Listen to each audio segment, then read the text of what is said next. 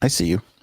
I see you over there, podcast world. AOA podcast back for another episode. Oh my goodness. After the long Memorial Day weekend, we have returned. So very excited to be with you again. We got a jam-packed program with this Trump trial heating up with deliberations going on. Robert De Niro tearing it up with the Trumpy maniacs and the MAGA maniacs in the streets of New York City. Temperatures are heating up. All sorts of fun stuff going on with that. So we'll dive into the Trump trial. And is he going to jail? Is he going to be convicted? This is becoming more and more serious by the day. So we've got all the latest information for you, including who the hell the jurors are. I didn't think we'd have that much information, but we do. So we'll share. Jerry Seinfeld in a little bit of hot water here as he says, and I'm paraphrasing, I'll play you the exact quote, that he misses masculinity. And now he is being painted as the second coming of Hitler, because people are like, how could you like manliness?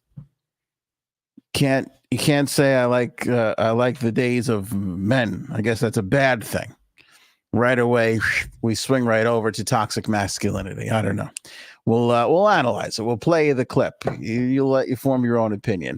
Plus, we got the UFO over Long Island. We got 50 Cent in the Hamptons. We've got the Home Alone house up for sale. All that and more, my friends. That is a podcast.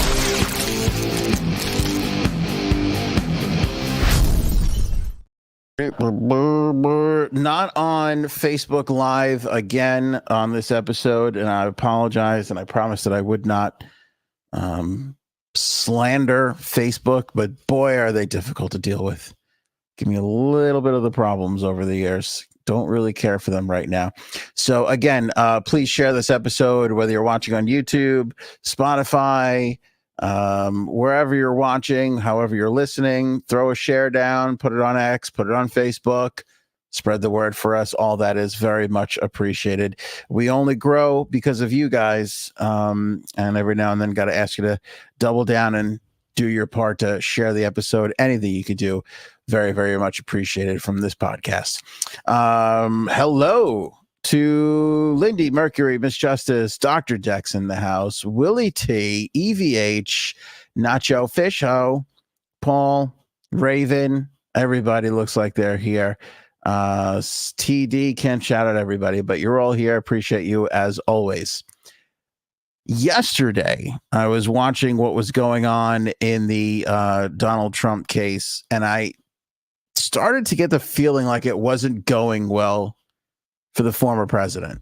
Started to really look at what was building here in this case and started to think, is this really going to happen? Are we really going to see the first president of the United States behind bars? And as I dug into it, and I called a couple of lawyer friends, some sources, some peeps who are familiar with legalities and such and whatnot, smarter people than me. And I started talking to them about it, and they laid it all out for me, and I find it all fairly interesting. The judge yesterday started talking about all the possibilities here for President Trump and what could come about, which I find to be pretty interesting, because it's not like an open and shut case. Like, did he do this bad thing? We believe he did. Okay, then he's convicted. Did he do the bad thing? No, he didn't. Okay, then he's off the hook. You know, it's not really like that. There's all sorts of counts, and they're trying to prove conspiracy. Did he make the payment is not really the entire issue. It's, did he try and cover it up? Was it part of a grand conspiracy? Because at the heart of this all, this crime is basically a misdemeanor. But when it gets wrapped up into, well, he paid this person off, he hid it, he possibly violated campaign finance, and he did it all, in an effort to hide it from the public to get elected. That whole, I'm hiding it from the public to get elected, is the conspiracy that they need to prove. That's what takes it from misdemeanor to felony. And that's what makes this a big deal. in this particular case. So that's one part of it. And then the judge is basically saying, you may not have to believe this part, but if you believe he did this part, then he's getting convicted. So all the conservative pundits yesterday lost their mind over this because they're basically treating it like, well, hey, this has to be an open and shut kind of a case. If not, it's a political witch hunt. And it turns out that that's not really how the law works. And that might seem unfair to some, especially who are big Trump supporters, but we got a law. There's laws on the books. They work in peculiar ways at times. And if a jury of his peers finds him to be guilty, then he's going to be guilty. He did have one of the absolute all-time Trump moments where he was like, Mother Teresa couldn't beat this case. It's very unfair. Even Mother Teresa would have a hard time coming in. Like he put himself next to Mother Teresa, which in the spectrum of all time Trump moves, I've got to put that in the top 5 to me. There was the time when he compared himself. I think he said something to the effect of, I'm the greatest president since Lincoln. And I believe he said, I might even be better, which was that's top 1 or 2 for me. Of course, there's Kofifi, and there's lots of highlights in our run together as president and citizen. But this whole, even Mother Teresa couldn't. And by the way, my Trump impression is getting worse, so I'm sorry. But I notice he's whispering a lot more. Have you noticed this? It's a lot more of the whisper Trump. They're being very unfair. We had a lot of yelling Trump, like, this is crazy. Nobody's ever been persecuted like this. And now it's very, not even Mother Teresa could beat this case. Okay. It's very soft spoken. It's a little bit more of a breathy President Trump that we're getting recently. I wonder what it's doing to first of all, there's a lot more talented people than I doing the impressions, but I wonder if they're changing their approach to it, because it's very breathy. It's very down here. Not even Mother Teresa could beat this case. That's how unfair it is. Like, he's very, I don't know if anybody else has picked up on that. It's very breathy. It's very, very breathy though. So that's part of what's going on right now, and what the judge said in like as he was prepping the jurors before the deliberations began. That's basically what the judge in this case went over, and it's a fairly complicated thing. Like I said, we as Americans like open and shut. Did he do it? Did he not do it? Guilty, not guilty? Let us know. This is going to be a little bit more complicated than that. And that being said, it kind of feels like he's not going to be able. This is my opinion right now, just kind of watching all this. I feel like he's going to get convicted here. It just feels like there's a lot of stuff going against him. It feels like there's a lot of possibilities here for this to make its way to a guilty verdict. Just a feeling.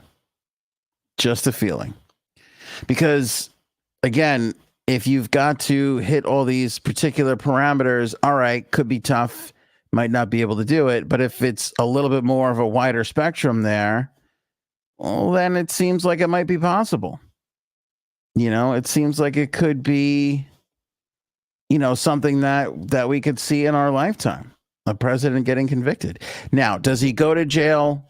I don't believe so. And here's why. It's not a violent crime.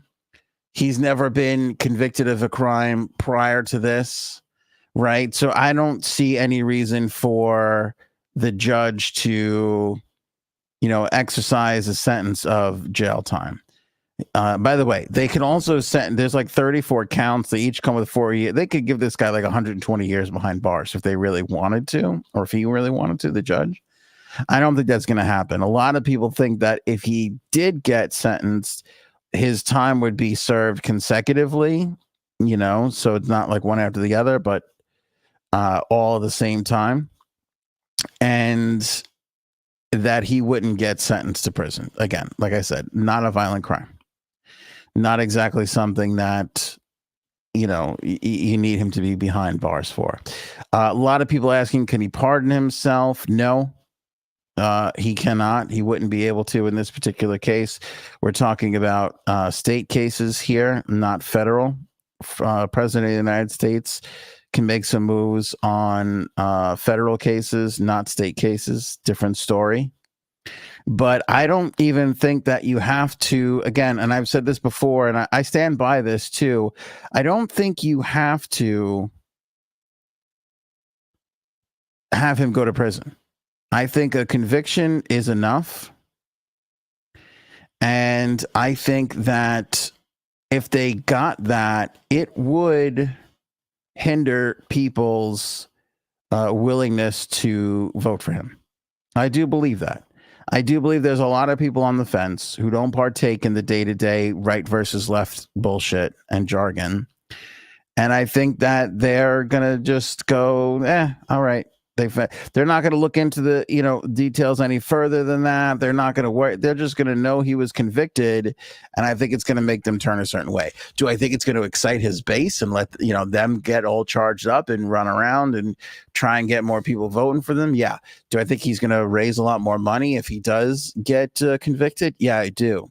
But I think it costs him the election, because I think there are certain people in this world that really don't care, that pay attention for maybe a few weeks or a month or two before a presidential election. They kind of check in, see what's going on, see the writing on the wall, see that he was convicted, and then they'll just make their move then. The other thing that I think that makes a big deal in all this is, again, if the economy and the stock market is good over the summer, usually whoever's in house gets reelected. I mean, that's just stands the test of time. And I know that if this stock goes up, the incumbent gets voted in. If this dog, paws at this door, okay, I know there's all the crazy things out there, but usually what holds true is if the stock market is surging, if gas prices are calm over the summer, which they always tend to go up a little bit, the incumbent will get reelected. And I think that's going to be the case here. If they hold on to the economy and where it is now, the interest rates stink. They got to figure that out, because once they get those interest rates, back up and moving again, I think we'll see the housing market start to take off again. There's a lot of people just kind of standing around waiting for those interest rates to come back down before they go and buy the house they're looking at. But with that being said, I think that's really what it all comes down to. But getting back to this Trump trial, just going off of what I've seen the last couple of yesterday and today, really, as much as I've been looking into it, there's a little bit more of a wider berth to him getting convicted. Again, they have to prove, did he have intent to cover up a conspiracy to get him elected in 2016? That's what they've got to come up with. And the judge basically saying it doesn't have to be airtight between all these things. If you think he tried to cover it up, even if you don't think he made those initial payments, then he's still guilty. He's still guilty, and his signature is on a couple of checks. They talked about a bonus package for Cohen. There's some documents on there, so this again goes back to, do we believe Cohen? Is Cohen a liar? Even if he is, there is some evidence in this case that can move towards a guilty verdict. The jurors, by the way, did a whole day of deliberation today, just to give you the latest updates here. They did earlier today request a readback of a couple of testimonies. Cohen's testimony, the portion about the 2015 Trump Tower meeting, and Pecker's testimony. And this is going back to the moment that the alleged conspiracy was actually hatched. So those were the couple things that the jury asked back for. And then we actually got some information on the jurors, and I don't even know how this is possible because they like to keep these things as sealed up as they can. But alas, we've got some information on them. I'll just go over a couple of them. Juror number 1 is the foreman. It's a man who works and lives in West Harlem. He said he gets his news from the New York Times, Fox News, and MSNBC. He said he didn't have an opinion at all when about Trump when asked by defense attorney Todd Blanche, and noted that he has heard of some of the charges the former president faces in other criminal cases. Juror number 2 works in finance and lives with his wife in Hell's Kitchen, likes hiking, music, going to concerts, and enjoying life in the Big Apple. An investment banker revealed that he follows Cohen on Twitter, also Kellyanne Conway, and also follows Trump's Truth Social posts. Juror number 3 is a young lawyer who's lived in Chelsea for 5 years, says he likes to run, gathers news bits from the Times, Wall Street Journal, and Google, but doesn't read them too closely. Juror 4 is a veteran engineer who lives in the West Village, likes to spend time with his children, enjoys woodworking and metalworking in his free time. He echoed concerns about the courtroom's cooler temperatures, like Donald Trump did himself in the beginning of the trial, complaining quite often, "I am freezing," he told one of Trump's attorneys during the jury selection process. Juror 5 is a Harlem native who teaches middle school. She describes herself as a creator at heart when describing her passion for photography and photo shoots. She told Blanche that she appreciated the way Trump speaks his mind. He stirs the pot. He speaks his mind. You can't judge him because he speaks his mind. Juror 6 is a software engineer who lives in Chelsea with roommates. She likes to dance, snowboard, and watch TV in her spare time. Juror number 7 is Jay Sabs. Welcome, Jay Sabs. I'm trying to find my earphones, and it's not looking good. So I'm sorry if it sounds like shit. If you want me to just be mute and just obey, like basically like my life at home, I guess I'll do that. Not give my opinion. I can do it as long as you're in the kitchen where you belong. Is that possible? Oh, snap. Suck it. Okay. Hashtag Butker life. Right. No, it's fine. I was just going over some of the jurors who I'm surprised we've gotten any sort of information about. Well, they're all liberals, so I have to say, I think it's unfair that it's in New York City. Even though, does it have to be in New York City? Well, that's where they filed the case. But I thought, like, if it's like a well-known case, they try to move it to an area where people haven't really heard about it or keep up with it, but maybe I'm wrong. In some instances they can, but not in this particular case. Also, this conspiracy, this crime was alleged to happen here in New York too. So that's also part of it. And there's New York campaign finance laws that are a part of the heart of this too. So yeah. So that's it. But here's the other thing too, that like, again, you and I grew up in New York City, but we grew up in the outer boroughs, as they call them, right? Right. These are all people from Manhattan. So I know. Do liberal people live in Manhattan? Yeah, they sure do. But it's the fucking rich ones. You know what I mean? Yeah, that's a good point. You just don't live in Manhattan. I mean, not a lot. Poor people live in Manhattan, but not in fucking Murray Hill and the Upper West Side. Right. I mean, even Harlem, which I guess traditionally is looked at as a bad neighborhood. I couldn't afford to live in Harlem right now. No. You got to fucking have some real cash to live up there. Right. So. Yeah, no, you couldn't afford it. No. Yeah, no. And some of these people, like, again, I was just like reading some of these comments, like some of these people are like, I appreciate Trump and the way he speaks his mind. So, I mean, there's obviously some fans in there, unless you think they're fibbing. Yeah. I don't know. Because they also could be fibbing the other way. They could be in there going like, yeah, I watch MSNBC and shit. And they could just be like a MAGA person and just, Yeah, that's true. You can't really.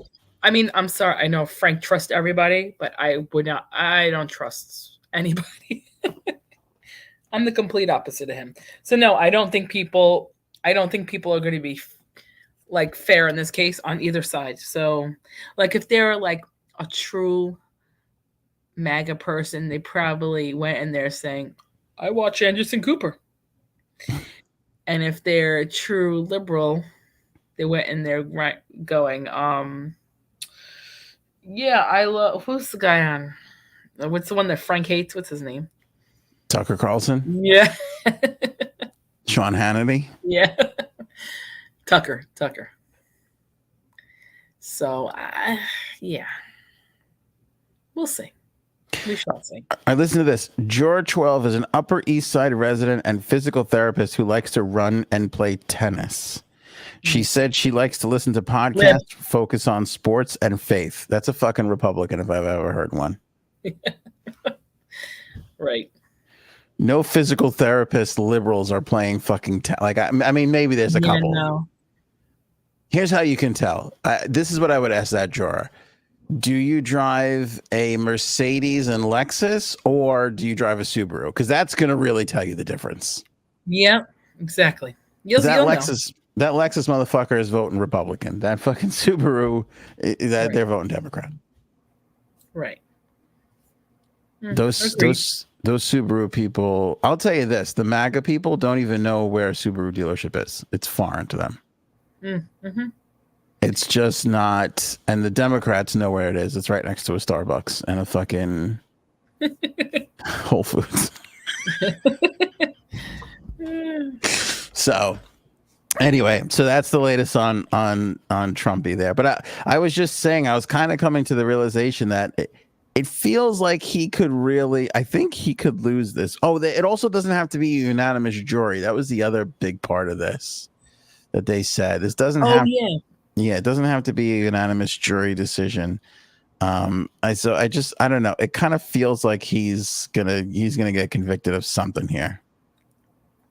But he's not gonna be in jail. I don't think the judge is gonna put him in jail, nor do I think the judge should put him in jail. Right. No. Much to the chagrin of our liberal friends. I don't think that any former president of the United States should be sitting in a jail cell, no matter how much you hate this guy. Well, the thing is, it's like, how many people used hush money? So, I mean, he's not the first. He's not the last. Okay? I know he's a president, but please, I don't trust any politician, so it doesn't really matter. Yeah, well, that's the funny part. So obviously all his supporters are going to be like, oh, this is persecution. Okay, I can accept that. That's not I think they're using every bit of the law that they possibly can. It might not be the cleanest thing in the world, so you could say it's persecution, but be honest. Does anybody for a second really believe that he didn't bang those models and then pay to cover it up afterwards? Mm-hmm. Right? Like he obviously did. Does anybody really, I mean, really and truly? No, I'm kidding. I honestly, if you do, tell me. No, but the thing is, like, I don't really care. You know what I mean? Like, it's not like. Yeah. Well, it's an interesting point you make, because that seems to be the biggest blunder of his political career, was overestimating the amount that people would give a shit if he banged a porn star and tried to cover it up. You're right. Him covering it up is his biggest fuck up ever, because it wasn't too much. Because after he got elected, that's when he made the phrase, I could go out on Fifth Avenue and shoot somebody in the face and not lose any of my followers. Right. And he was right. He didn't know though, prior to winning. Right. If he had really felt that way, he probably wouldn't have paid her to go away or taken the help from the National Enquirer guy to bury those stories, and he would have won, and he wouldn't have been in the little bit of soup he's in right now. Right. Right. Which is honestly the most fascinating part about all of this. Is he overestimated how much his people really, or supporters really give a shit, and even non-supporters. You know, I think a lot of non-supporters don't really care anymore. You know, Yep. Gone are the days of you can't admit that you smoked weed. You can't admit that you had an affair. Like those days are gone. Nobody really gives a shit anymore. That woman who did porn almost got elected to the House Senate or whatever, the state Senate that she was running for. She almost made it. You know, right. I think she almost made it. I can't remember if she won or not. Anyway. Well, we shall see. We shall. Are you writing a book report? Let me know. I'm sorry. You don't have to apologize. You know what it is? My nails are too long, and if they weren't long, you would have not known. You think it was the nails? I think that's what it is. Nails. Jerry Seinfeld, J Sabs, has lit the world on fire. If you look him up on X right now, he is trending tremendously. Tremendous trending. For what? Because he was hearkening back to the days of Real Men and said something to the effect of, I missed that. It's a 1:22 clip. It's from the, let me see here, Barry Weiss and the Free Press podcast. Now, Barry is a lady. I believe she identifies as such. I don't want to assume anybody's pronoun. But it's spelled, and I don't have a problem with her having a man name. I have a problem with her spelling Barry, Bari. That's where my problem is. Oh, I know someone else who spells it that way, and it's annoying. Yes. It's a little, I don't care for people spelling names the way they want to. I have a big problem with all of that. Mm-hmm. Actually, I don't really have a problem with that. I have a problem when they get mad if you get it wrong. It's like, we can't all know what your shit is. Yep. Okay.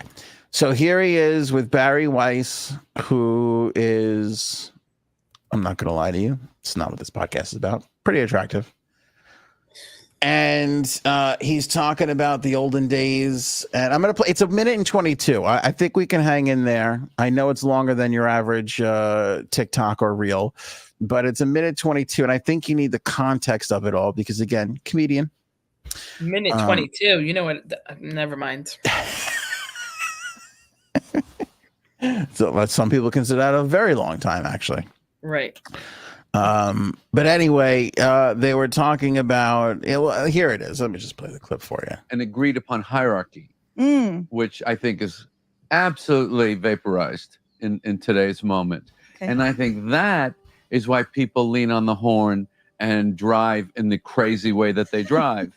Because we have no sense of hierarchy. And as humans, we don't really feel comfortable like that. So that is part of what I think is, if you want to talk about nostalgia, that's part of what makes that moment. Also, here's something else I noticed. People don't like when you like nostalgia. Oh, yeah. That's a problem for people. Yeah, you're right. Yeah, you can't be like, oh, the old days. Yeah. Because then right away they're like, what, do you want to take away women's rights to vote? And you're like, no, I just like the ice cream truck when it used to come around. We were playing outside. Can I just say that at least? Attractive looking back. And the other thing is, as a man, can I say sure that? You are? Are you? I've always wanted to be. I didn't ask your pronouns before. I've always wanted to be a real man. I never made it, but I really thought when I was in that era, again, it was JFK, it was Muhammad Ali, it was Sean Connery, Howard Cosell. You can go all the way down there. That's a real man. I want to be like that someday. Well, no, I never really grew up. You don't want to as a comedian because it's a childish pursuit. But I miss a dominant masculinity. Yeah, I get the toxic. I get it. But still, I like a real man. And the internet lost their shit over that. I mean, it's true. Wait, what is so bad about what he said, though? I don't think it's bad. Oh, okay. Yeah, no, I don't think it's bad. I think that the same way we look towards strong women in society and want to, bolster them, like, okay, Taylor Swift is having her moment, right? Mm-hmm. And everybody's like, just look at this girl. First of all, she's like 30. She's a woman. But people refer to her as a little girl. And people are, she's like running this $1 trillion industry, which is her career. Massive tours, movies, like, I think pointing out that is just as equal as saying, I like a strong man. Right. And I don't think that just because we have a little bit of a tough history with strong men, that you can't say, I like a strong man, This is true. I honestly, and I'd love to get your opinion, but I honestly feel like that hasn't really disappeared from society as much. It's just not celebrated as much. And my point, my case here is honestly Taylor Swift's future brother-in-law, because look at how much the non-banging Taylor Swift, Kelsey, I forget his name, but look at how much this dude was celebrated. Like, we latched onto that Kelsey brother like unbelievable. Yeah, that's true. He's a big, strong, tough guy, beautiful wife, 3 little girls. Guy likes to get a little fucked up and take his shirt off and run around a cold stadium, shit like that. We kind of like that stuff, Right. We fell behind. I think his name is Jason. Is it Jason Kelsey? Yep, you're right. So I don't think there's anything wrong with that. But if you don't go on Twitter right now, if you feel that way, because everybody. Really? I'm shocked. A lot of people have a problem with that. Really? By the way, I also think that's a big part of the appeal for Donald Trump, too. Yeah. Because on the one hand, and you tell me if I'm wrong here, Jay Sabs, he's outside of the Supreme Court, the single most responsible person for having Roe v. Wade overturned, which doesn't give women the medical help that they need just to get through life, right? And at the same time, you have women that are like, I'm voting for that guy. Yep. Because that's like the older, I guess the older generation, right? Yeah. The older way of thinking. Yeah, because he just doesn't give a shit. Yep. I think people view that as a trait of masculinity. Like, I'm just gonna say this, I don't give a fuck if you like it or not. Yep. We love that. Yep, that is true.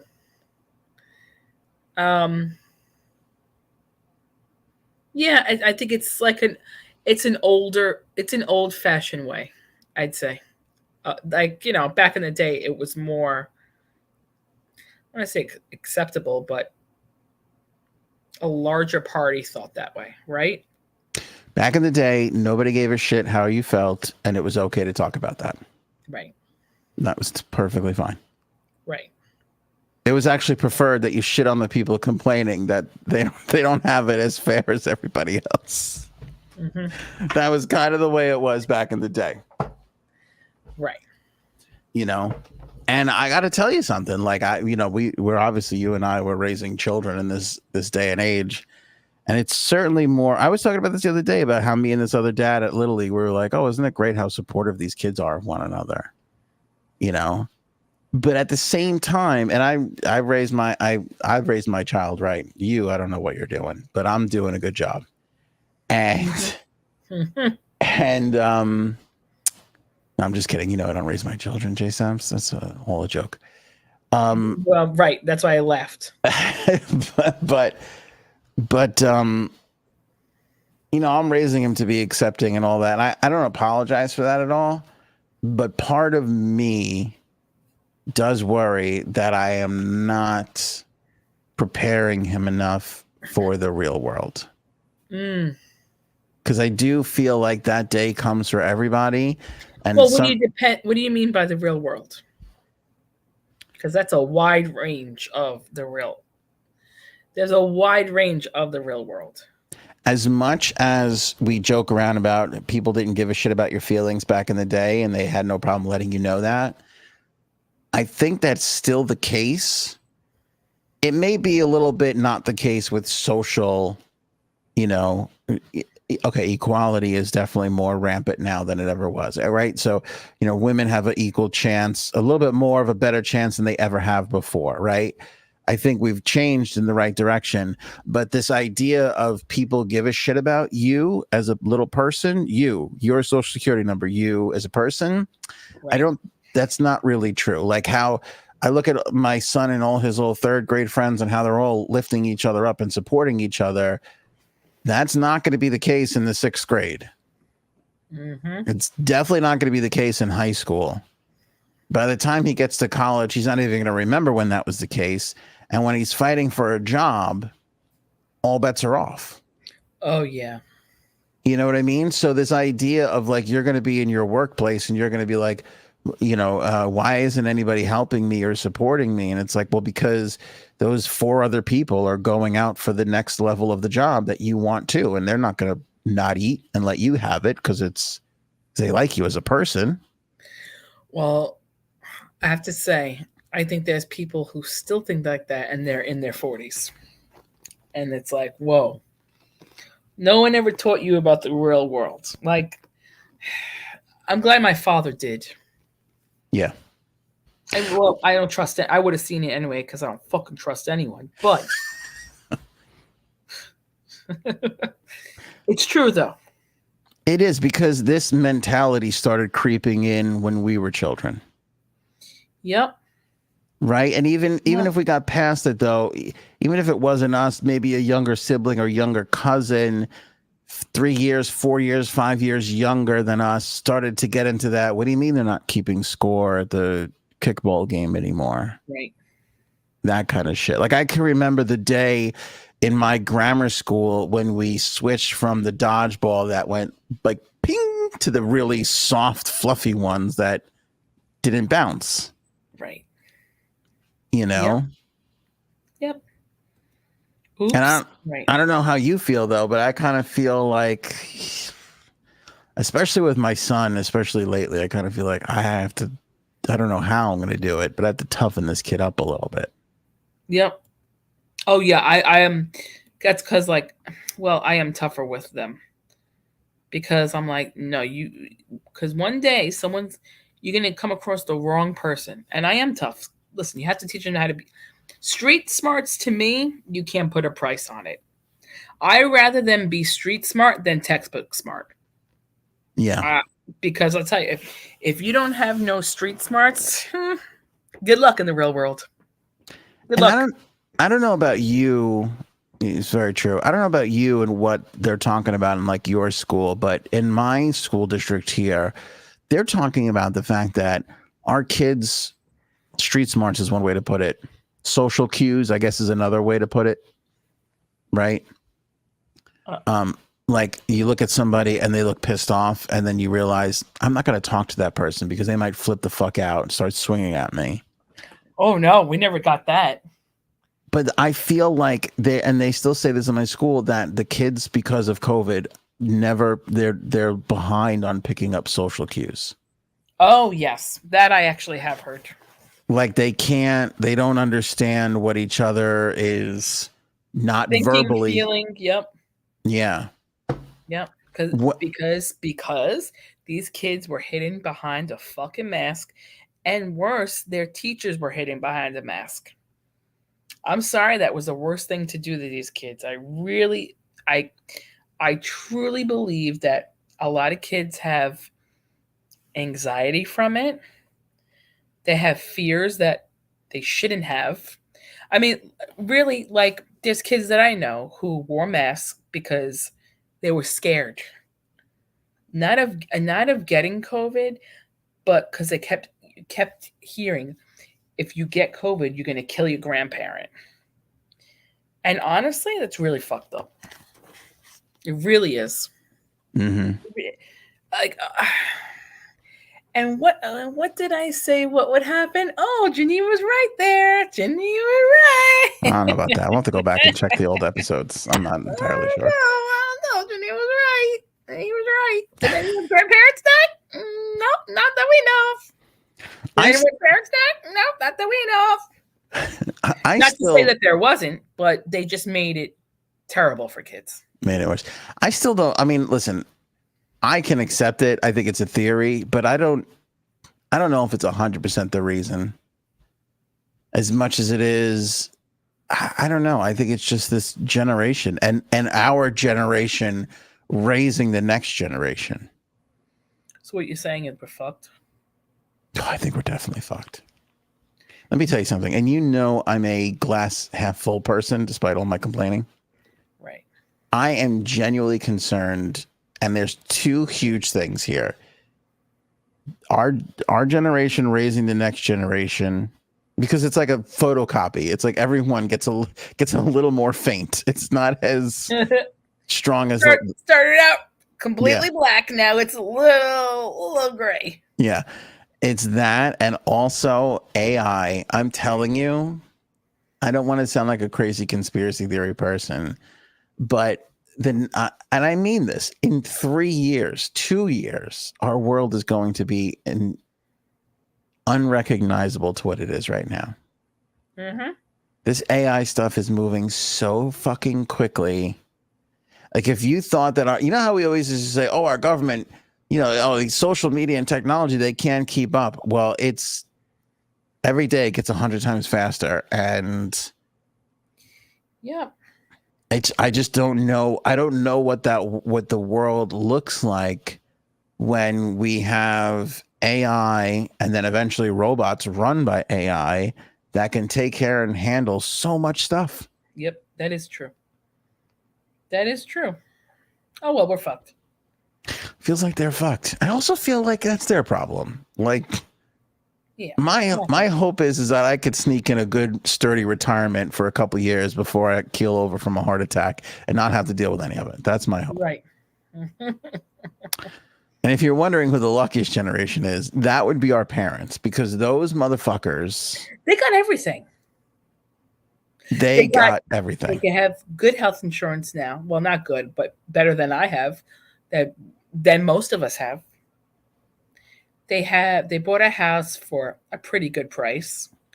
I mean, they bought a house for $14,000, and most of them sold it probably for close to $1 million. Yeah, I know. So fuck them. And they're still like, we need a social security. I can't even talk to my mother anymore. She's like, we need a social security raise. I'm like, what? Fuck you talking about? Now, Paul says a minimum of 3 billion jobs gone forever. I think it's way more than that. For what? Everywhere. Like, when you think about think about all the jobs. AI? Yeah. Yeah. Like, listen, we're going to still need plumbers and garbage men and shit like that, right? And mechanics. But think about all the data analysts and, you know, accountants. Fuck, you going to need an accountant for? I know. When everything is just, I know. What do you need somebody to do your taxes? Just upload your return to AI and be like, how much do I owe here? You know, though, like, do you think, or would you consider like self-checkout a form of AI or no? Yeah. That's going to be going away soon. Completely. Because people can't control themselves and they fucking steal everything. Okay? You think so? Oh, yeah. After a certain time now, in Target, in Walmart, Home Depot, and Lowe's, you cannot do self-checkout. You can't. Because people keep stealing. And it's just like... That's interesting. See, but I see it as a time where you can't even walk into the store unless your credit card is linked to your app for that store. And they're going to know what you're walking out with, and that'll be the end of it. Yep. Although, and we did this story a couple of months ago, that Amazon Go store where you just walk in and walk out with everything, and they were like, there's sensors and everything. It was fucking 100 people in India just watching cameras, charging people shit. Right, that's it. It was total bullshit, but they'll get there eventually. Right. I think they're going to get there eventually. Oh, yeah. Definitely. Definitely. Crazy, though. Oh, well. Yeah. Well, we'll see. It'll be their problem. It'll be our kids' problem. Fuck 'em. Right, fuck them. We got to figure out a bunch of shit. They'll have to do it too. Exactly. I love this idea of like, don't you want to leave a better world to your kids? No, I don't. No, because Did my parents leave me a better world? No. no, they didn't. In fact, they were complete opposite. Thanks. They sucked it dry, those rat bastards. Seriously. These fuckers. What do you think about by the way, the Jerry Seinfeld clip, the UFO clip, and the 50 Cent story we're going to talk about, all linked in the description below, way down to the bottom if you want to see these things for yourself. What'd you think about the UFO? All right, so every Memorial Day here on Long Island, we have this huge air show that literally spans almost the entire island. You go to one particular beach. It's a famous beach in Nassau County called Jones Beach. There's also a concert venue there. You go there to watch it. That's where like the main stage area is. But it literally, when I lived in Queens, planes used to pass by. And now that I live all the way the fuck out by the Hamptons, I still catch a couple of planes out here because that's how far they travel up and down the island to do their little tricks and everything in front of people. But the Bethpage Federal Credit Union Air Show is like the biggest thing ever. Somebody's filming one of the Blue Angels flying around, and then what goes zipping across the screen but an unidentified object. Well, I will tell you something. This is the first time ever in my life that I went to the air show. You did? I did. Hold on. Let me check my text messages for an invite from you. Let me see. I'm sorry, but I got an invite from someone else. And I'll be honest with you, we weren't sure if we were going to actually go. You know what? It's a big... There was no traffic getting there, believe it or not, and there was no traffic leaving. But once you parked, it was a clusterfuck. Yeah, because you got to walk really far, right? You have to walk far, and the line for them to look through your bag was longer than any line I waited on in Disney. How about that? Wow. So, my daughter's friend, her mom was like, hey, we're going. Like, if you want to come. And I was like, we never done it. I was like, let me see if he wants to go. Roommate. Wait. This person who invited you, be honest. Go ahead. Was it Aaron? No. Okay. So I was like, okay. Then I asked the roommate, and he was like, okay, let's go. And I was like, okay. So she told me she was going to be in field 4. So we parked in field 4. Who are you laughing at? I'm laughing because, just to put it into context for people, to say meet me in field 4 is like saying I'm going to be in the Mojave Desert.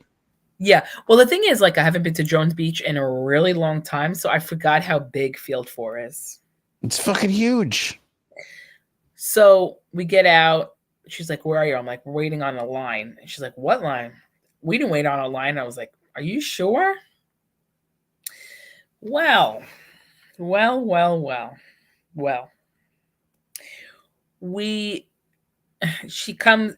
even know how we found each other. We found each other. We have to walk all the way to the other side. Okay, fine, whatever. It was pretty cool, but I have to say, it wasn't as much as I thought it would be. Meaning there wasn't as many planes, and they didn't really do it, like each, team didn't really do it for as long as I thought. Oh, really? Yeah, so it was okay.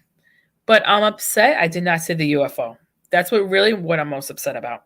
Because I saw it yesterday, and I was like, are you kidding me? You were there and missed the whole thing. Yeah, thanks. Were you there on the same day? Because it's a 3-day show. But I don't think they ran on Monday because the weather stunk. They practice on Friday. Right. And Sunday they ended a little bit early because it was foggy. Were you there on Sunday? No, I was there Saturday. Oh, so then you should have gotten the full thing. Right. So yeah, it was okay. It was loud. Very loud. And the girls actually did like it, so. They did? Surprisingly, because usually they're like, boring. About everything. Yeah, but there's food there and stuff, and there's like booths. Were there a lot of booths set up? There was. You've been there before? Been there. My first radio gig ever was that very show. Really? Yeah. It was a miserable. My first job in radio. I get the gig, right? Little experience, just college radio. They give me the promotions director. I'm like, 5 minutes. I haven't even done anything, and right away I'm a director. I was like, oh my goodness, this isn't real. So they go. So the person who was leaving, little did I know, that was the promotions is the worst part of radio. You do the shittiest amount of work in that industry. So she couldn't wait to get the fuck out of there. And she was trying to get out before this event. So she agreed to train me one day of the 3 days, but after that she was going to leave me on my own. I'd never done anything like this before. Didn't need to be there. Oh, lovely. So there's 4 radio stations that I worked for. I was really doing 2 of them. One of the stations had a Winnebago. That was their big thing. Like the Winnebago company was an advertiser, so they gave the station a Winnebago. This fucking thing was like 30 tons. Like if you wanted to, you needed a minute and a half to break. Like it's ridiculous. So she's like, I gotta move the van. I gotta move we had a van and we had the Winnebago. She's like, I gotta move that. Follow me in the van, and I'm gonna go move the Winnebago, and then we'll jump back in and we'll go. Okay, fine. So I'm driving the van now. She's in the Winnebago, and I don't know if you've ever seen Winnebagos, but there's little compartments in the Winnebago everywhere, to like store stuff.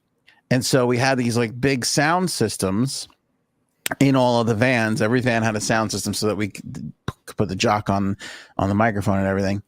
And she whips a U-turn. The road, there's like a highway right by this beach. Oh yeah, a big highway, 2-lane highway. She whips a fucking U-turn. What? The side compartment opens. The entire sound system comes flying out onto the middle of the highway, sprawls open everywhere. You're lying to me. Swear to God. I'm there 5 minutes. She takes, and I'm waving to her. She takes off. And so now I'm like, what the fuck? So I stop in the middle of a 2-lane highway, jump out of the van to pick everything up, put it in the van. Right now, I don't know where she's even fucking going because she didn't tell me. So I bang a U-turn, and now I'm like slowly looking for her. I'm, because I don't want to miss a turn. Because that's the thing too. You miss a turn on this fucking road. Oh yeah, it's not. It's another 3 miles before you got to, So I finally come up to her, and she gets out of the van. She goes, "Where the hell were you? What took you so long?" She's like, "You're not gonna make it if you can't fucking follow somebody." I'm like, asshole. And I explained everything to her, and she was like, "Oh." It's like, "All right, put it in the thing. Hurry up." Yeah. That was my first experience in radio. Great. And so I had to work. Oh, and that was the thing. So I had to work that whole day at the fucking air show.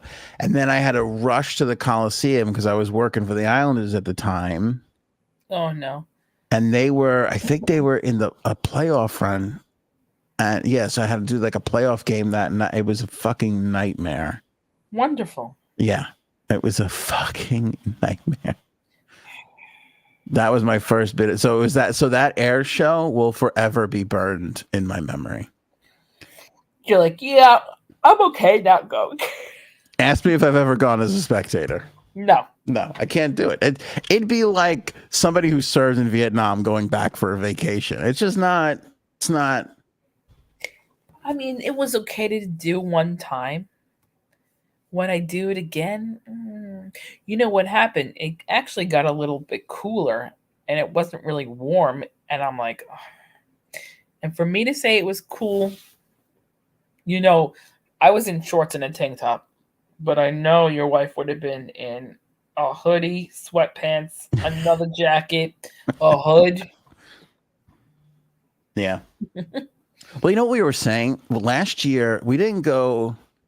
Last year we went to the beach and it was windy and miserable on Memorial Day. Yeah, no, they never have. Memorial Day is never really nice. Right. And you know, it's weird. Like people in Florida and shit in Texas, they have no problem. It's warm and wonderful all the time.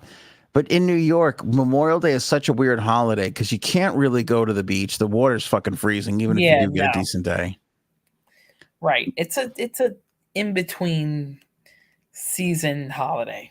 Yeah, most pools aren't even open yet, and if they are, right, they're fucking freezing too. Right. You know, so it's like kind of a weird. I don't know. What do people do in New York on Memorial Day? Barbecue, I guess, but right. You know, I don't know. Anyway, I'm just excited that we've got aliens and they're coming. They've chosen Long Island to visit first again. Yeah, because wasn't there one the one that was shot out of the plane by LaGuardia, right? Wasn't that that was a couple of weeks ago or a month ago or something? Yeah, we'll see. I want to know why 50 Cent was in the Hamptons. This fucking guy. First of all, I love him because all he does is make fun of Diddy on his Instagram. And I cannot wait to see this documentary that he has. It's coming to Netflix. It is, right? Oh, I can't wait. I cannot wait. Yeah, he let everybody know that they outbid everybody. It was a bidding war and Netflix won it, and that he thinks he's going to go shoot other episodes because of everything that's going on. Yeah, I can't wait. If Netflix is smart, they would put this out immediately, but drip it out slowly, meaning like you could probably start putting out an episode a month. Right. Just on his background, and that would probably take you 3 or 4 months. Oh yeah, that's a smart thing. Right? That is smart. Don't give it to us all at once. Pull a little Bridgerton. Pull a little, give us a couple, and then drag it out, because when he eventually gets hauled off into prison, you know, we're going to want to see how you cover that too. You know? Right. The Hamptons was surprisingly quiet over the weekend. I wonder why. I don't know. Usually there's a lot of parties. Usually there's a ton of celebs. Not to say there wasn't, because I heard people were here and there, but this 50 Cent appearance was basically like everybody wrote about it. And usually when that kind of stuff happens and you don't hear much else, that's a sure sign that nothing was going on. Yeah. So he's launching a couple of liquors, and one of them is a champagne. So he went out and did a surprise set at the Surf Lodge. Oh yeah. Oh, I would have loved to see that.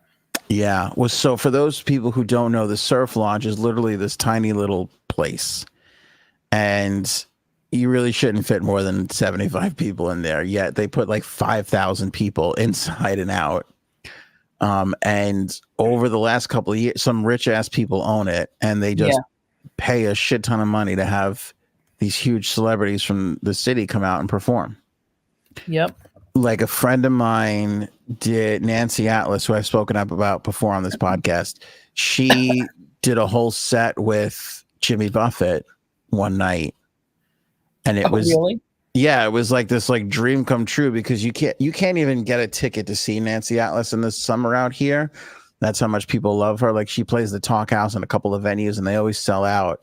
And then and by the way, celebs also jump onto the Talk House. It's another like just little bummy nightclub that has become this thing, and people jump on stage and perform there all the time. And so Nancy did a set with Jimmy Buffett, and it was so huge. It got such coverage, and she got such an overwhelming response for it that he took her out on the road with him next time he went out. Get out of here. Yeah, she opened up for him. So that was kind of cool to see. But anyway, but the long and short of it is they kind of see who's out here, and then they just literally, I mean, they've literally paid upwards of $500,000 to have people. Way. Yeah, and it's like people like 50 Cent. It's like I said, Jimmy Buffett. A lot of DJs. A lot of like big city DJs. They get to play. In fact, really? They put it out. They put it out there too, so you know about it. Surf Lodge, and then so there's a It's like a restaurant and a hotel. I will show everybody the website. So they put a schedule out and shit, but then they also have a ton of people that come and just surprise play people. Let me see. There's a picture here. Yeah, so this is like so it's like a hotel, it's like a restaurant. Like it's like, here's the other thing about the Hamptons too. And you tell me if I'm wrong, J Sabs. It's a dump. It's a shithole. It's no grander than the hick beaches in North Carolina and shit like that, in Virginia. Yeah, I wonder why it took such a, I don't know. Like, but it's such a big deal there. You know what I mean? Yeah. Oh, I guess full lineup coming soon. They don't have. Okay, so here's just a little. All right, so they're gonna have Young Gravy on June 2nd. Oh, pretty big deal. Right. $200. I don't even. That is damn good. What? Young Gravy. Yeah, but like, look at this Guy Gerber. I don't even know who the fuck that is, and he's more expensive than Young Gravy. And look at this. This is sponsored by GovBall. How funny is that? One festival sponsoring another music thing. Anyway, but here's the thing: what they do, like, it's $200 to go see Young Gravy. Okay, and then you get there, and then it's like, oh, this is it. It's kind of like that, but it's also like, then it's like another $1,000 for a bottle of champagne. They really you got to have fucking money to go there. And I remember, so I was DJing out there the first year that they started doing this, when these new owners like bought the place. That was such an exciting year because they didn't tell anybody and they booked all these people, and it just became this kind of like fucking cool thing. It's like, you better show up because you don't know who's going to be there. And a lot of weekends, I would fall for that. I would. Yeah, a lot of weekends there wasn't anybody there, but a lot of weekends, like, there would be people that would show up. And so this was what was so hilarious about it. So the station is like, we're breaking some of these artists. Like, nobody's playing these people, and we're playing them, and they're becoming huge, not solely because of our station, but they're becoming huge. And then they're coming out to the Surf Lodge. So we were like, we should have like a thing and like a partnership, and we'll come host, we'll do all that kind of jazz, because every venue out here, even the Talk House, so the Talk House would get Paul McCartney and Taylor Hawkins when he was alive. Like, all these people would show up and just jam at the Talk House. Bon Jovi, right? They would all, they were all there just hanging out. Like, it was really like a cool vibe. And the Talk House would have us come out. I've hosted a bunch of shows there and everything. So anyway, so they had this great idea, like, oh, we're breaking these artists. We have a relationship with these artists, and then they're going to the lodge. Let's go and put a partnership together. The Surf Lodge wanted nothing to do with us. Ooh. They were like, no thanks, not interested. Oh, and that's not nice. Dude, the people that I worked with, they were so fucking pissed off. I'm sure. Oh my God. I found it to be hilarious because I said the same thing. I'm like, they're fucking cool. I wouldn't want this station there either. It fucking ruining shit on them. Right. Oops. That's all right. Yeah. Yeah. But I just realized that you guys aren't seeing the Young Gravy. Hold on a second. It opened up a new window. There we go. So there's the Young Gravy going to be there. Night Tales, Guy Gerber, and Beach Fossil right now.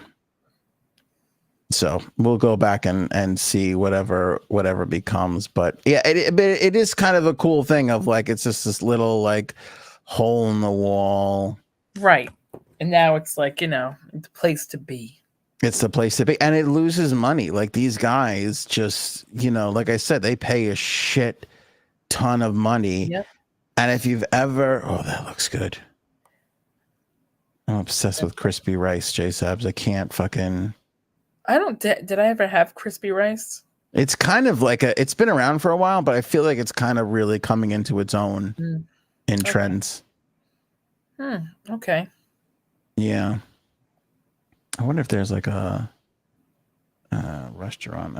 I'm in the restaurant. I don't know if you could see a menu. Anyway, it's expensive as fuck because these guys are literally just they're losing money.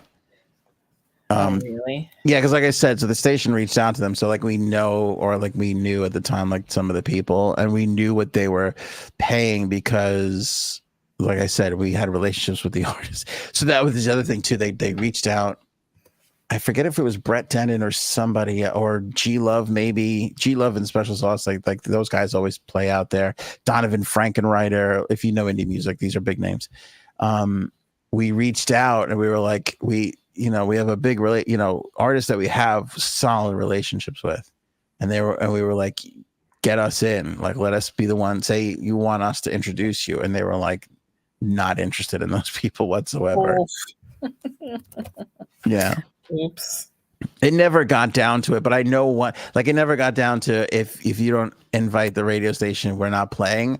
But this one guy was like, I really went in there and fought for you. And they were like, if you don't like how we do things and you don't have to take our money, you don't have to come here. Yeah. Right. Yeah.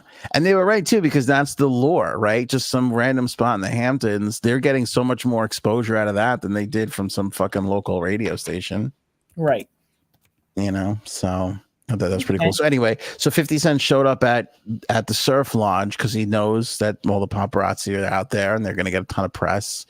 Bon Jovi's kid is out there. He just married Millie Bobby Brown. Is that somebody from Stranger Things? It is. It's the girl from Okay. It's the girl from Stranger Things. Yep. So she was out. Liev Schreiber was out, who I've run into Liev Schreiber out. I've run into Alec Baldwin out. Like, you just run into certain people, and those guys are always around. So nothing like wowing there.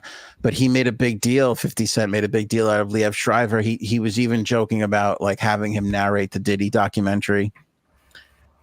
Really? See?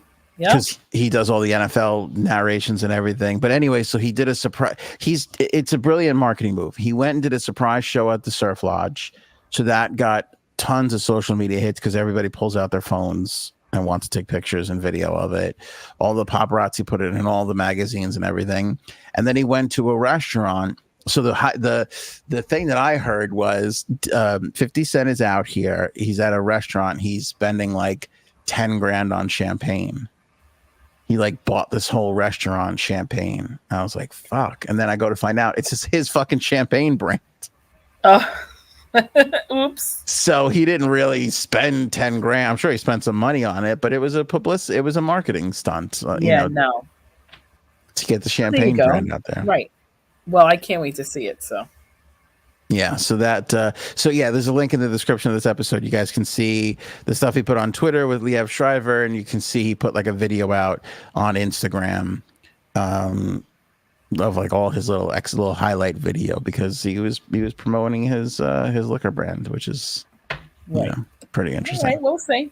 So that was 50 in the Hamptons, but that was it. I didn't hear a peep about anybody else being out anywhere. See?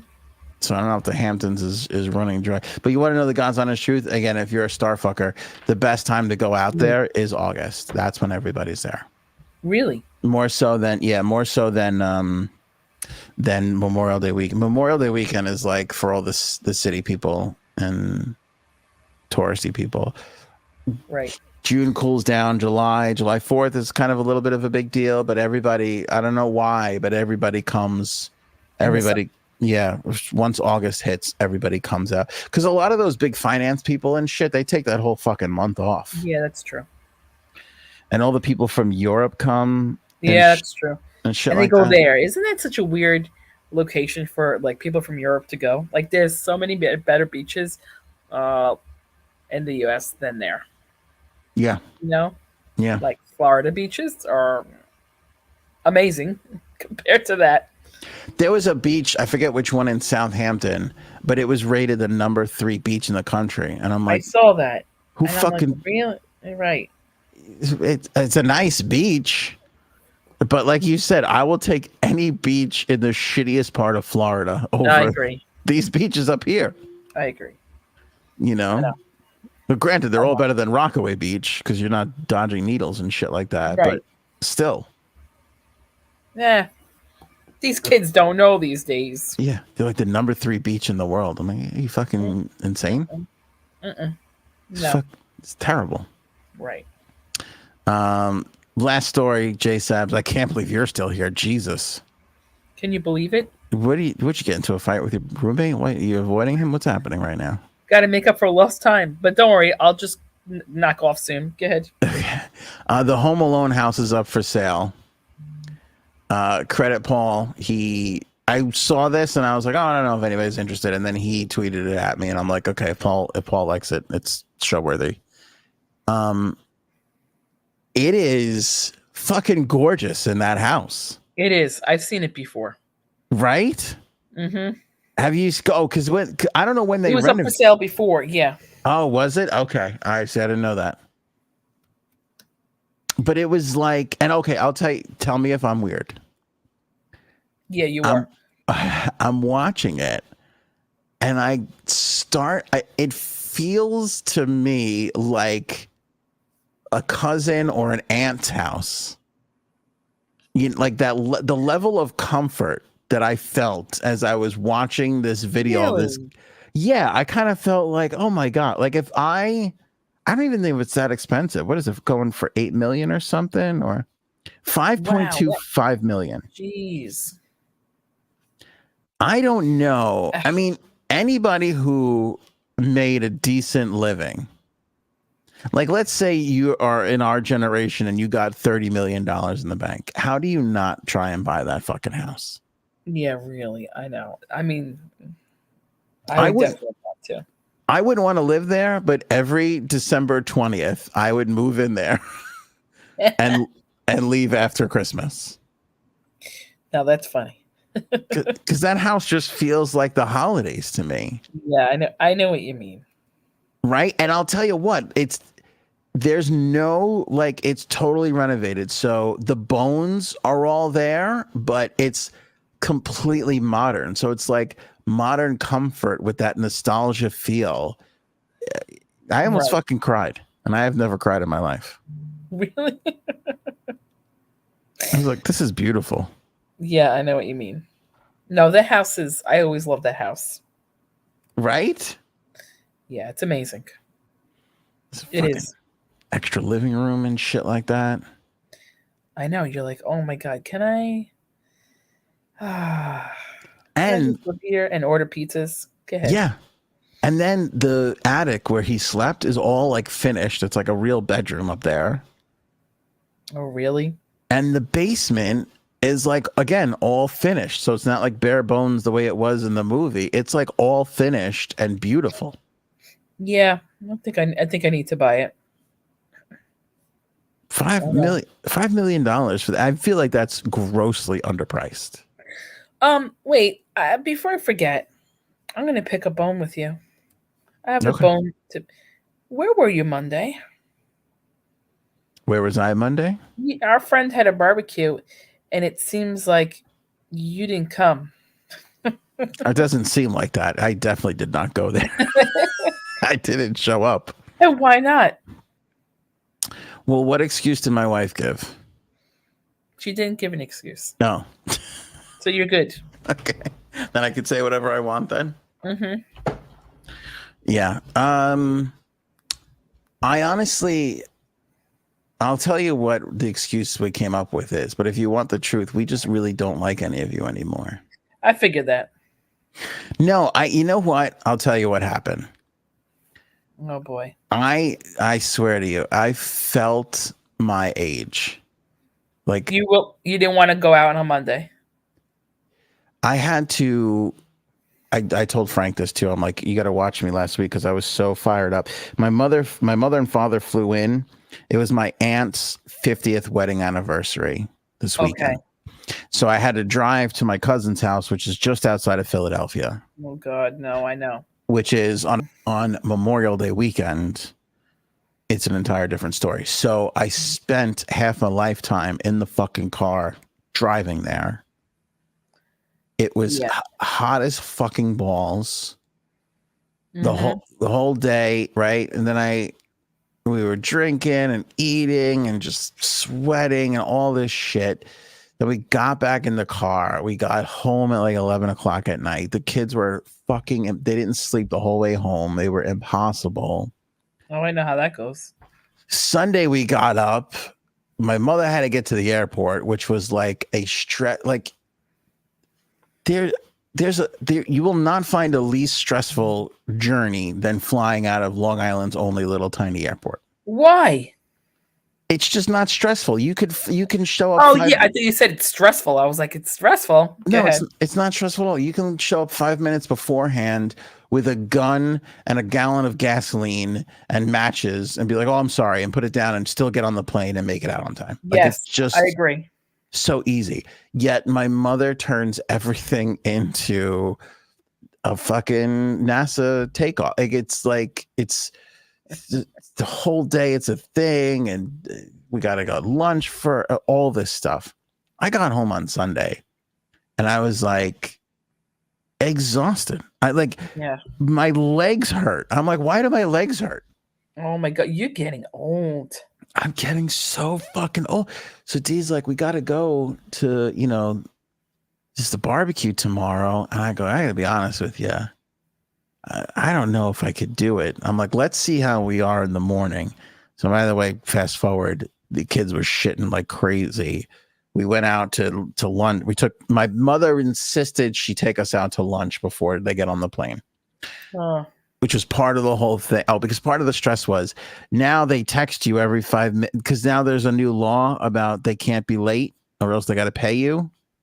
Oh, really? The airlines? Yeah. Or they just pass I didn't them. know it. So my mother gets a text message. The plane is late and you're going to be leaving later. So forget it. That started the whole thing. Then 2 hours later, she gets another text message. The plane's back on time. So now the text message doesn't agree with the website, which has a different time entirely from the fucking app. So nothing, we have no idea when the plane. So then it was the plane's going to be late again. So the whole fucking day was a nightmare, just dealing with this stuff. And anyway, we ate something at this place in Sayville, and the kids had the shits all day Monday. Oh no. They were just shitting, like just nonstop, like shit. Like, and it's kind of hilarious because my son is like, "Oh, this is a lot. There's a lot." Which makes me laugh. But anyway, it was kind of like a combination of I was fucking exhausted and I don't know if I could do another hour drive, and the kids were shitting, and we were just like, let's just pass on this one. Yeah, you were like, goodbye.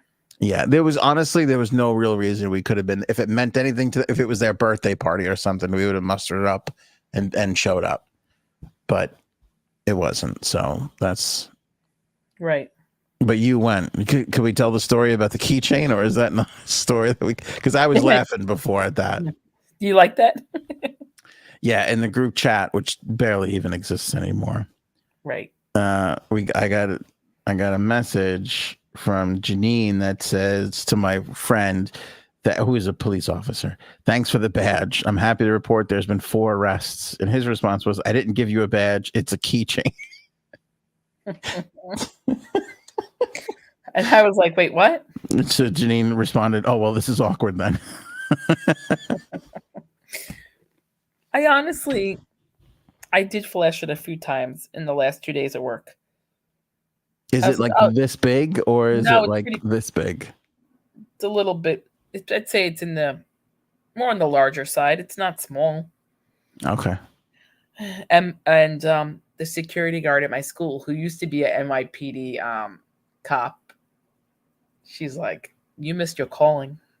She goes, "When you go to the pearly gates, he's gonna be waiting for you, and you're gonna have to tell him I missed my opportunity." And he's gonna be like, "Yeah, I know." I've never seen. I'm discovering this about you. I knew you always liked law enforcement and shit, but I feel like I'm watching. I don't know. How do I describe this? I don't know. It's like your friend. Funny because, when I went for lunch and I came back and she's by the door, so I put the badge up against the door, and I was like, "I'm gonna have to see some ID." And she was like, "Whoa, like you said that with such conviction." Like she's like, I almost reached for my ID."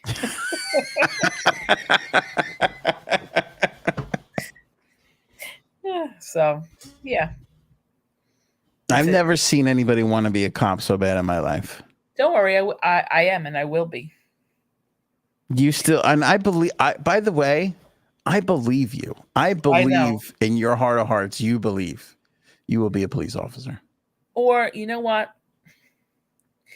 There is a job that it's a civil service test that you take, and it's a real job because I know a girl who has this job. You're a detective's assistant. And would that not be the most perfect job for me? That would be. Okay. I met this girl and we were at a party, and I said to her, "What do you do?" She goes, "Oh, I work for Nassau County Police Department." I said, "Oh, wow, you're a cop?" She goes, "Well, I'm a detective's assistant." So I was like, "Oh, so you're like when you went through an academy?" She's like, "No." And I was like, "Hold up, how'd you get this job?" And she's like, "I took a civil service test." And I was like, "Are you kidding me?" She said, "No." It's like, they have all these different titles, and it's administrative assistant title, but you could go anywhere in it with it. So I was like, "Are you kidding me?" She was like, and then I talked to her probably half the night. And I was like, "Please tell me what you did." And she was telling me all these stories, and I was getting all excited. And she was like, "Do me a favor, take the test." And I was like, "Okay, I will." You're going to go take this test now, aren't you? Absolutely. Actually, they have not given it in 4 years. Otherwise, I would have taken it already. I was going to say, are you signed up or are you on the waiting list already? Yeah, I will be taking it. That would be amazing. I can do that. Don't tell me I can't do it. I think you could do it. I don't think you would stop any crimes, but you would find all the cheating husbands for sure. You would be. You'd be out on a drug bus going, "Wait, I think that guy over there is cheating on his wife." Hold on. Right. But we're about to sting. We're about to invade. No. But hold on. I don't know what this guy's doing over here. I got to find out. Hold on. He looks very suspicious. Yeah. Of cheating. Yeah. So, all right. Well, that's it. A lot of people want to comment on this. J Sabs would be a corrupt cop, says Paul. Definitely. I could see that. Robin says Glory Hole Inspector deserves a badge. That's nice. Oh, my uncle Glory Hole and his friends were all there. I don't know if I could tell the story on the show. I got to ask permission. Oh.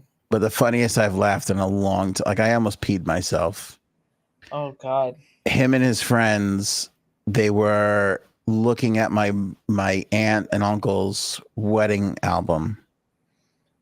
Uh-oh. And they were commenting on hairdos and fashion and everything. And then they started taking it out on each other, which I never thought I could laugh as hard as I did. Sounds good.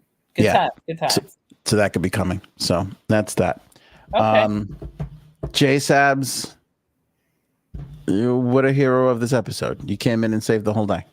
Oh. I know. Thanks. Yeah. You killed it. And I hope you are a cop one day. How many cop shows and things do you take part in? Oh God. You know what? Not as many as you'd think, because I think a lot of them are shit. And a lot of them are I'm like, "Dad, that won't happen." If there is a situation where it's too unreal, I won't watch it. I want something that's as close to being the truth as possible. So, but I do like them. I do like them. I get mad when sports movies aren't accurate, so I know what you're saying. I hear what you're going through. See? Yeah. What did I miss at the barbecue? Was there anything? Did he tell the Mar-a-Lago story? He did. I'm sorry. He did? Yeah. Oh, man. You think he would come on and tell it on the... First of all, is it podcast worthy? Oh, yeah, I think so. You think he would come on and tell the story? This is your long time friend.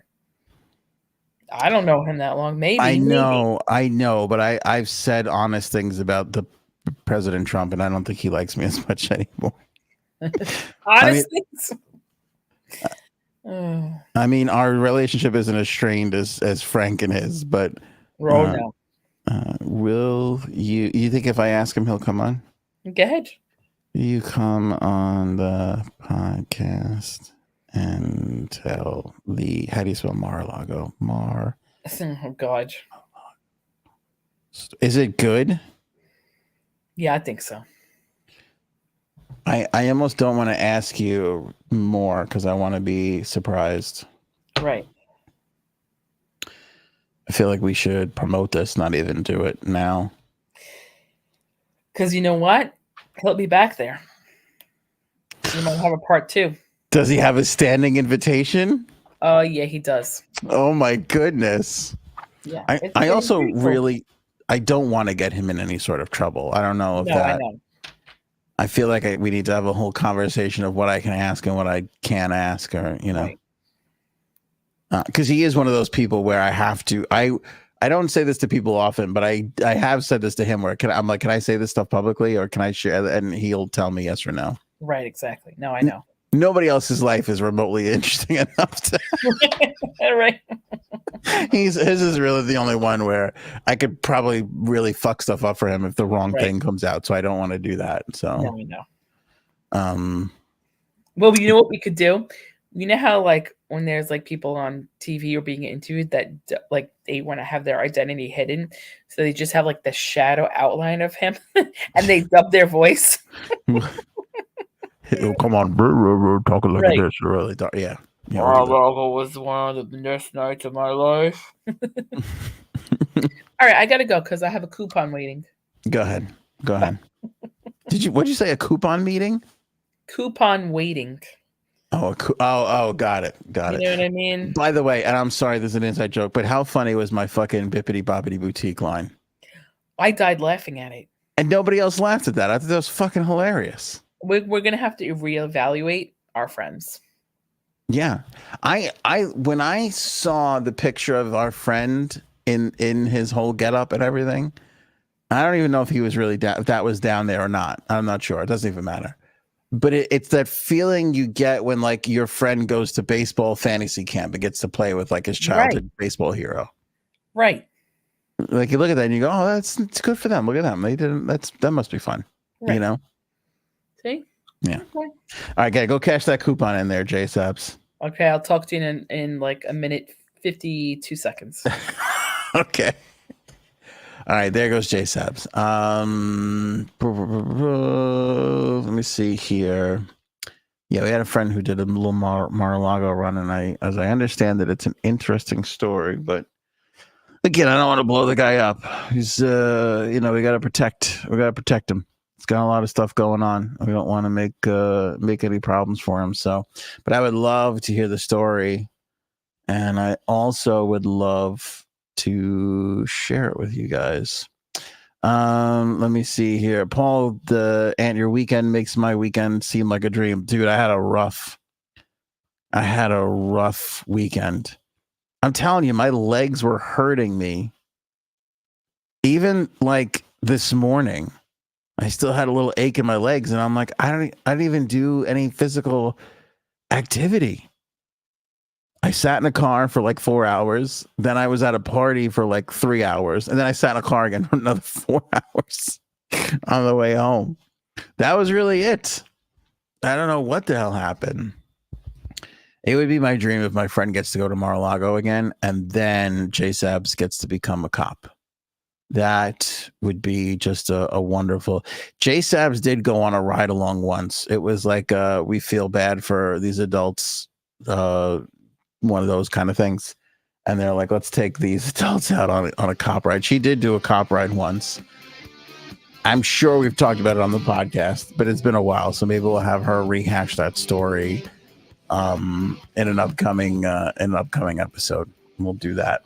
All right, that's it for us. Fun Wednesday episode. Great to be back with you guys after the long weekend. We're back on Friday. If not sooner. I feel like the Trumpy stuff is enough to get like a break-in pop-up show if it does kind of go down and he gets convicted. If he gets let off, nobody will give a shit. But if he gets convicted, that'll be a historic moment. So we might jump on that. But I don't expect that to be tomorrow or anytime soon, really. I think we'll get into next week before that deliberation gets done. So we'll keep our eye on that. We're still keeping our eye on Diddy. There was a couple little things. We'll bring it up next episode. Fun blind top 5, as I understand it, from Aaron C on the next episode. So that should be a lot of fun. And of course, if you haven't already, become a member, get some exclusive behind the scenes stuff. Join our Discord, which is completely free. Link in the description below. And that's it for your old pals here at the AOA podcast. We'll see you next episode. Show me potato salad. Maybe we should go now. Go ahead.